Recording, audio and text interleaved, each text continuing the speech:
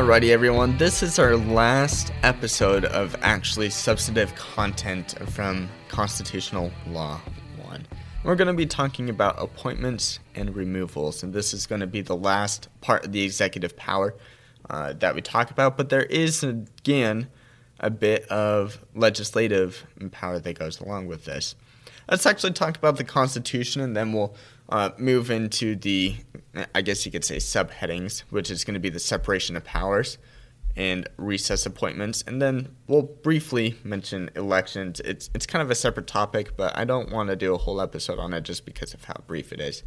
But appointments and removals. Article 2 of the Constitution provides the president with the power to appoint and remove certain officials.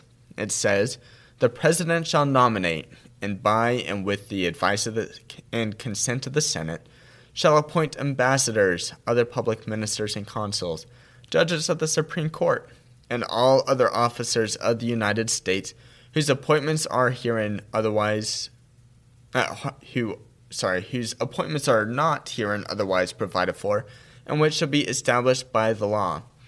But Congress may by law vest the appointment of such inferior officers as they think proper in the president alone, in the courts of the law, or in the heads of departments. Okay, so let's break this apart. Ultimately, what are we saying? There's a difference between principal officers and inferior officers. The president has the ability to appoint principal officers. Those are going to be ambassadors, other public ministers and consuls, judges of the Supreme Court, and all others officers of the United States whose appointments are not herein otherwise provided for. So heads of departments is going to be a good example of that, like the Attorney General. As far as inferior officers, though, Congress has the power to choose who is allowed to appoint inferior officers. Congress can allow president to appoint inferior officers. It can allow the courts of the law to appoint inferior officers, or it can allow heads of departments to do so. So we get here in this interesting mix of this separation of powers, and there's a couple of background cases that I want to just briefly mention, and then we'll talk about Morrison versus Olson, which is a good example of how the separation of powers work. As far as these background cases go, we have Myers versus United States. Our big takeaway from this case is that all executive functions are going to remain with the executive branch. And this is called the unitary executive theory. Everything executive remains with the executive branch. We're given kind of the flip side of this theory with Humphrey's executor versus United States. And it says for lesser officials, the executive is limited to what extent they may remove these officials. And so this is kind of a backtrack from Myers. So ultimately, we're given the appointment and removal theories with the Constitution. And the question becomes, who is allowed to remove who, by whom? And this leads to our case of Morrison versus Olson. This was a situation where right after Watergate, the executive branch was needed to be investigated. Unfortunately, the executive branch was the ones who appointed those who would be investigating. So you can see that there's this conflict of interest. The executive branch is appointing people to investigate the executive branch. So nobody wants to be investigated, right? Let alone president or officials within the executive branch. And so why would they appoint people to investigate themselves when situations such as Watergate had happened? And so this case presented the idea where Congress instituted an independent counsel, and this independent counsel would be the one to investigate the executive branch. And it limited how the Attorney General was able to remove this independent counsel. And so it would prevent this idea of this conflict of interest where the executive branch got to fire anyone that they wanted to avoid being investigated. So that's kind of where this whole background kind of comes from. We have three main takeaways from this. As far as the text of the Constitution goes, courts do have the authority, if granted by Congress, to establish inferior officers. And the court in this case said that this independent counsel was an inferior officer. And these are going to be individuals who are limited in scope and powers, and thus the court is saying that the independent counsel in this situation was an appropriate appointment because it was made by a court of an inferior officer, which was authorized by Congress. So that would meet the text of the constitutional merits. The second takeaway is that we're given an undue interference test. So what this test says is the limitation to remove this official going to interfere with the president's ability to perform their constitutional duties? The majority in this case says no, the appointment of this official is not going to interfere with constitutional duties because the removal of that individual is not central for the executive branch to function. The dissent disagrees wholeheartedly with the majority approach. They basically say the exact opposite. First, it says that all power is invested into the executive. So the provision that I read at the beginning of this is Article 2, Section 2, I think, Clause 2. And then Article 2, Section 1, I think Clause 1 of the Constitution says that all executive powers are vested in the president. And ultimately what that means is that there shouldn't be any limitation on the president, and any limitation at all would unduly interfere with this constitutional provision that the president has complete authority over this issue. So, of course, Watergate is a situation where the courts want to address this conflict of interest, but the dissent is saying, even though we want to address this issue, we can't address this issue by limiting the executive's authority to dismiss this independent counsel. The dissent is also arguing, too, that this individual is not an inferior officer because their power was so narrow-focused that they had one goal, and they were given extreme power to investigate elected officials, and that that power wasn't very limited. So the dissent is arguing that this person isn't an inferior officer as well. So that's our topic about the separation of powers. Let's go ahead and focus on recess appointments. The very next clause in the Constitution that I read earlier, so Article 2, Section 2, Clause 3, says that the president shall have the power to fill up all vacancies that may happen during the recess of the Senate by granting commissions which shall expire at the end of Congress's next session.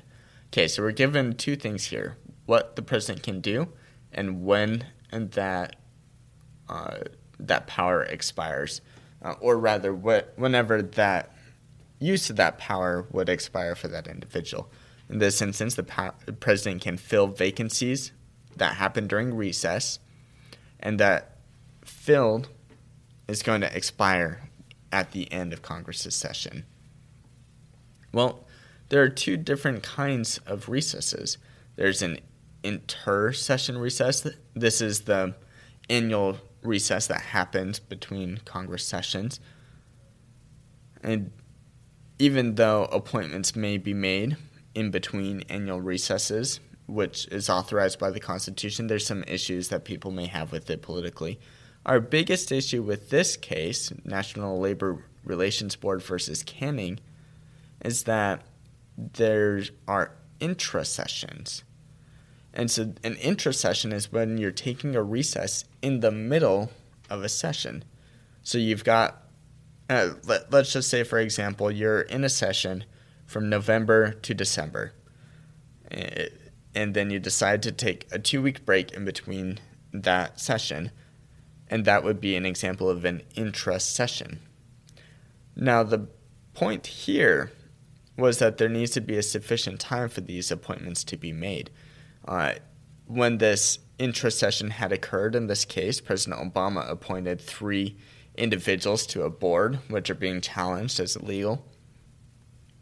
And he did so when the Senate was in the middle of a session, in the middle of a recess, but they had to reconvene every 3 days just to do formalities.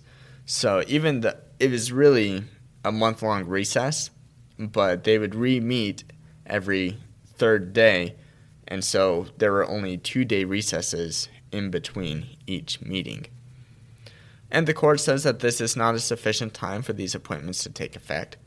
The problem here is that the Senate still met twice a week, and the majority says that you need to have a 10-day gap. And where they get that 10-day gap was through historical practice, where appointments were made no less than 10 days. The dissent in this case is really just frustrated with the 10-day rule. It's ultimately not a fan of following this historical practice when there's no constitutional authority for it. Ultimately, what Scalia is kind of saying, I like this analogy, is even if you were speeding in the past, it doesn't make it right to speed now. And so the dissent's saying, it wasn't right then, we've done it, but it's never been challenged. And so it shouldn't make it right now, just based off of historical practice. So that's recess appointments. Our takeaway from that case are the definitions of intersession, intrasession, what's allowed. Intrasession appointments are allowed as long as they have 10-day gaps, and the dissent just disagrees completely with the 10-day rule. That's the big takeaways from that section. As far as the elections go, we have a case called Schiaffolo versus Washington. This is a good case of unfaithful electors. When we have an election, we've got the Electoral College, and so the electors are supposed to go with the voice of the people. But there's some times where electors don't go with the voice of the people. They kind of do their own thing. They want to vote according to what they say. But this would be completely undemocratic because that would be going against what the voice of the people said. And so states in these situations are allowed to impose sanctions and other punishments and cause these electors to make pledges to abide by the voice of the people. And the whole point of this is if you let electors do what they want, then this is going to be a slippery slope into, one, electing a president not in line with the voice of the people, and 2, it could possibly lead to the destruction of the Electoral College. And it's up to you to decide whether or not the Electoral College is a good thing or not, but ultimately that's the big takeaway of that case. So we've got our big heading of appointments and removals. We talked about the separation of powers, what the president may appoint. Those are going to be principal officers, and what Congress may allow 3 different governing bodies to appoint, whether it's the courts, whether it's heads of departments, or the president, and those are going to be inferior officers. We've talked about the undue interference test, which is avoiding if it's going to unduly interfere with the president's ability to perform their constitutional duties, then that appointment is going to be unconstitutional. The dissent is pretty much the opposite there, where all power is invested into the executive so they can do what they want as far as those appointments go. And this is not an inferior officer according to the dissent. We talked about recess appointments, the difference between inter and intra-session, and then the dissent there with the 10-day rule, not being a fan of that. And then we talked about Schiaffolo versus Washington, which was focusing on electoral disobedience. That's a big takeaway from these cases. Have a good one. Bye. Thank you for listening to this episode of The Law Schoolers. Before I let you go, there are 4 things I want to say. The first thing is if you enjoyed these episodes and if you enjoyed the website, I would invite you to go and join Law Schoolers Pro. And you can do that by going to lawschoolers.com/join. It's a way for you to support us, but there's also a lot of features there that I think you will enjoy. Second thing is that nearly all of our episodes are unedited. The only ones that aren't are pre-law materials, and the reason for that is so you can actually see the legal material in its raw form as I'm learning it as well. The third thing is that the information contained in these episodes are specifically only for educational purposes. They're not to be used as legal advice, and with that, the fourth thing is if it is used as legal advice, we are not liable. That is, Law Schoolers is not liable for any legal outcomes. Thank you again for enjoying the show. Have a good one.